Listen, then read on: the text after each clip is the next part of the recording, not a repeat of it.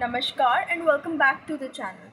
So we are back to read our series of chemical coordination and integration. The reference book is NCERT 12 Biology and the chapter is chemical coordination and integration. So we will in this video discuss about the pituitary gland as and how described in this chapter. So it is basically the basics of pituitary gland. So let's begin.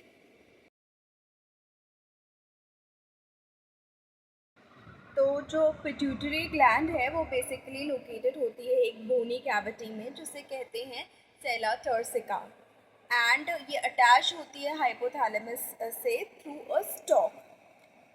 Anatomically इसके दो divisions हैं, एक को कहते हैं adeno hypophysis, दूसरे को कहते हैं न्यूरो हाइपोफाइसिस।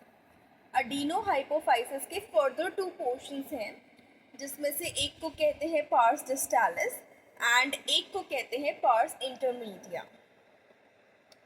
तो पार्स डिस्टालिस रीजन जो पिट्यूटरी ग्लैंड का होता है वो कॉमनली कहा जाता है एंटीरियर पिट्यूटरी ग्लैंड या एंटीरियर पिट्यूटरी, और जो पार्स इंटरमीडिया होता है वो ह्यूमंस में मोस्टली एंड लार्जली फ्यूज्ड होता है पार्स डिस्टालिस से। So एडिनो हाइपोफाइसिस के दो further divisions pars distalis and pars intermedia. Pars distalis को कहा anterior pituitary and pars intermedia जो है मोस्टली ह्यूमंस में फ्यूज होता है to a large extent with pars distalis. जो पार्स डिस्टालिस है वो इंटीरियर पिट्यूटरी कहलाता है और वो कुछ हार्मोन्स प्रोड्यूस करता है जिनके नाम है growth hormone, prolactin, thyroid stimulating hormone, adenocorticotrophic hormone, luteinizing hormone, follicle stimulating hormone. Pars intermedia जो है पिट्यूटरी में वो एक ही हार्मोन सीक्रेट करता है जिसको कहते हैं मेलानोसाइट स्टिमुलेटिंग हार्मोन। ह्यूमंस में जो है न्यूरो हाइपोफाइसिस को एक और चीज़ कहा जाता है जो है पार्स नर्वोसा एंड इसको पोस्टीरियर पिट्यूटरी के नाम से भी जाना जाता है।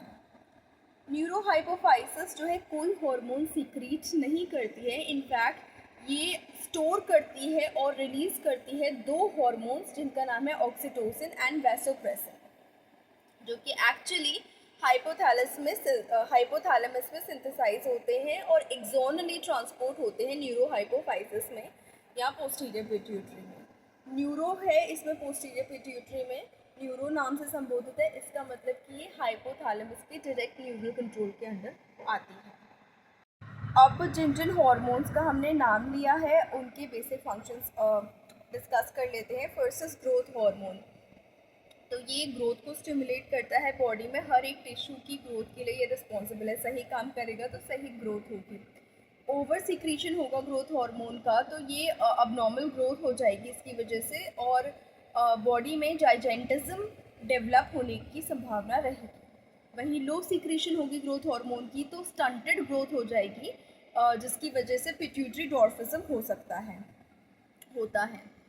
प्रोलैक्टिन नेक्स्ट हार्मोन है, तो प्रोलैक्टिन का काम है मेमोरी ग्लैंड की ग्रोथ को रेगुलेट करना और साथ साथ formation of milk in memory gland को रेगुलेट करना।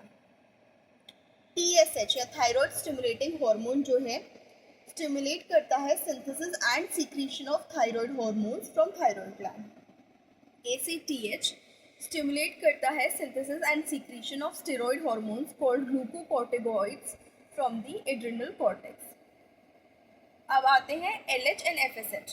तो LH FSH इनका जो कंबाइंड काम है वो ये है कि गोनाडल एक्टिविटी स्टिमुलेट करते हैं और इसीलिए इनको गोनाडोट्रोफिस भी कहा जाता है। अब इनका मेल्स और फीमेल्स में सेपरेट वर्जन्स देखें तो मेल्स में ल्यूटिनाइजिंग हार्मोन या LH जो है स्टिमुलेट करता है synthesis and secretion of hormones called androgens from the testis. वहीं फीमेल्स में देखा जाए तो LH जो है इंड्यूस करता है ovulation of fully mature follicles जिनको ग्राफिन फॉलिकल्स भी कहा जाता है, और दूसरा LH जो है कॉर्पस ल्यूटियम को मेंटेन करता है। वहीं हम FSH पे आते हैं या फॉलिकल स्टिमुलेटिंग हार्मोन पे आते हैं तो ये देखते हैं कि ये स्टिमुलेट करता है growth and development of the ovarian follicles in females. वहीं मेल्स में देखें तो FSH और एंड्रोजन्स मिलके रेगुलेट करते हैं स्पर्मेटोजेनेसिस को। अब आते हैं MSH या मेलानोसाइट स्टिमुलेटिंग हार्मोन पे। तो ये बेसिकली मेलानोसाइट्स पे यानी मेलानिन कंटेनिंग सेल्स पे एक्ट करता है और रेगुलेट करता है स्किन की पिगमेंटेशन को। नेक्स्ट है लिस्ट में ऑक्सीटोसिन। ऑक्सीटोसिन जो है स्मूथ सेल्स पे एक्ट करता है और साथ साथ कॉन्ट्रैक्शंस को स्टिमुलेट करता है। चाइल्ड बर्थ के दौरान फीमेल्स में ये यूट्रस की कॉन्ट्रैक्शंस को विगरसली स्टिमुलेट करता है और साथ साथ मिल्क इजेक्शन को स्टिमुलेट करता है ये मेमरी ग्लैंड से, क्योंकि इसका बेसिकली काम जो है मसल्स पे एक्ट करके उनको कॉन्ट्रैक्ट करना है। नेक्स्ट आते हैं वेसोप्रेसिन पे।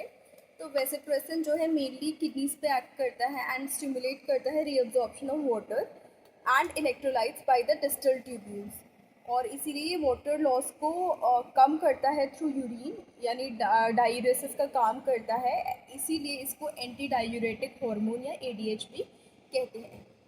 So that's it for the pituitary gland as given in this chapter.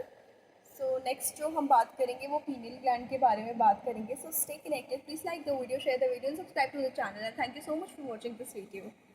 And do not forget to mention your comments in the comment section. Thank you so much.